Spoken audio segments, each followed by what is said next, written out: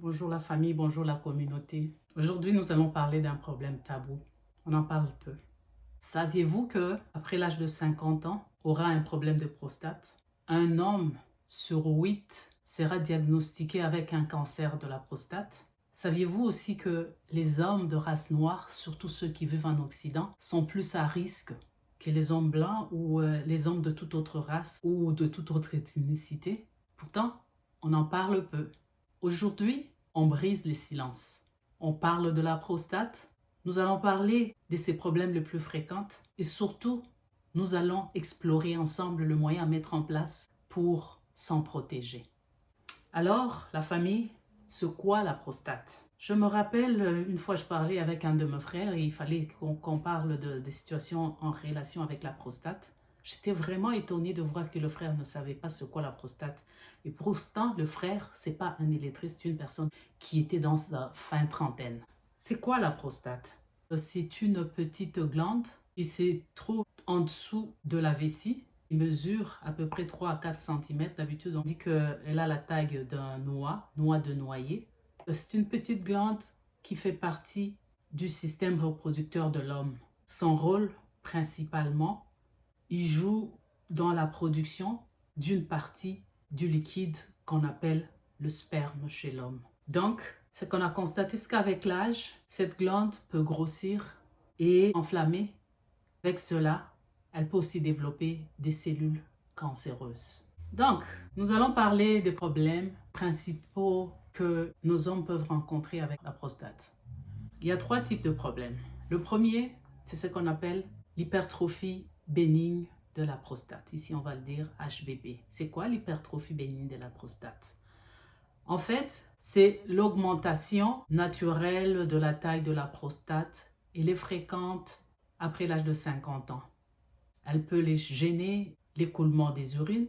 Là, la personne va faire des urines goutte à goutte et se questionner, se demander qu'est-ce qui ne va pas, et provoque des envies fréquentes d'aller uriner, et cela se passe surtout la nuit. Deuxième problème, c'est la prostatite. Ce problème peut aussi toucher les jeunes. C'est une inflammation, ça peut être une infection, surtout bactérienne, de la prostate. Et ça se manifeste sous forme de, selon les causes, les signes et symptômes qu'on rencontre souvent, c'est la douleur, la fièvre, la difficulté à uriner, parfois même de douleur pendant l'éjaculation. Troisième problème, c'est le cancer de la prostate. En tout cas, je vous le dis, c'est le cancer le plus fréquent chez l'homme. C'est un cancer silencieux, d'où l'importance d'avoir l'information, l'importance d'écouter son corps et l'importance de faire le dépistage. Quels sont les symptômes auxquels on peut s'attendre chez une personne qui souffre d'un de 3 pathologies que je viens de citer? La personne peut avoir des envies fréquentes pour uriner, c'est surtout la nuit, peut voir son jet d'urine s'affaiblir et couper par moments, peut avoir des douleurs dans le bas-ventre ou dans le dos, peut avoir la présence de sang dans les urines ou dans le sperme, peut avoir de douleurs à l'éjaculation. Il pourrait aussi avoir des fatigues inexpliquées.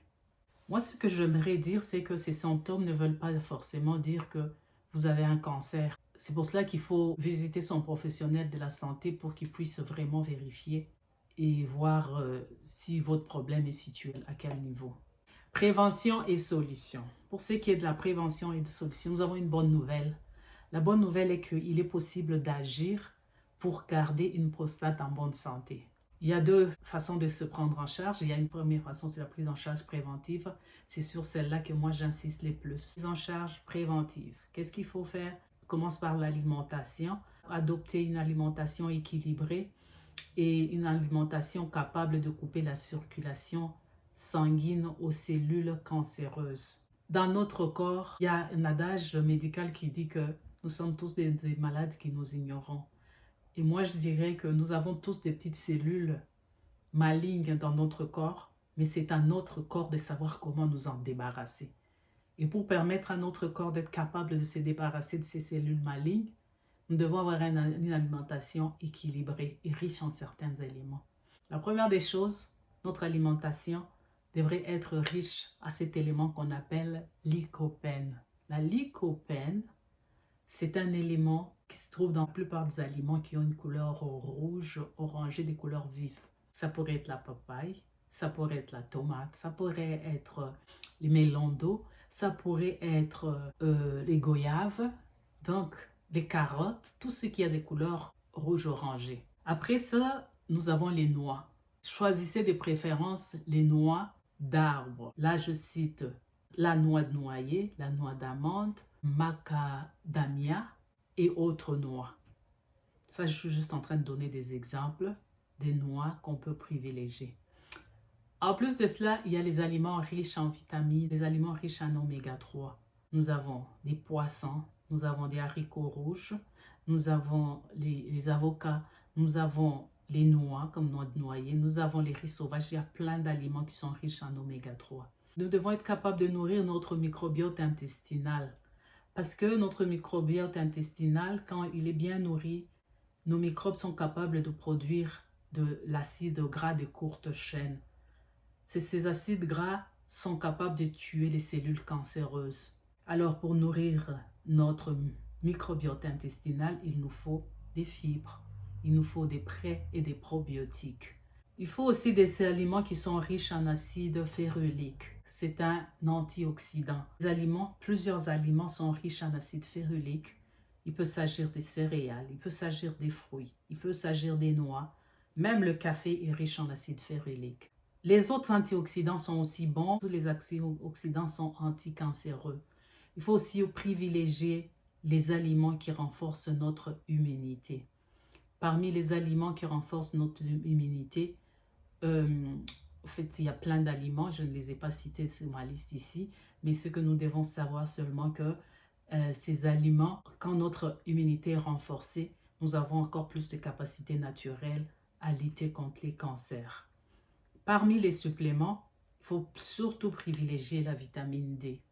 Plusieurs méta-analyses qui ont démontré qu'il y a une corrélation entre la prise de vitamine D et la prévention et la diminution de la mortalité liée au cancer de la prostate. Ceci est vraiment important, surtout pour les hommes de race noire vivant en Occident où il n'y a pas beaucoup de soleil.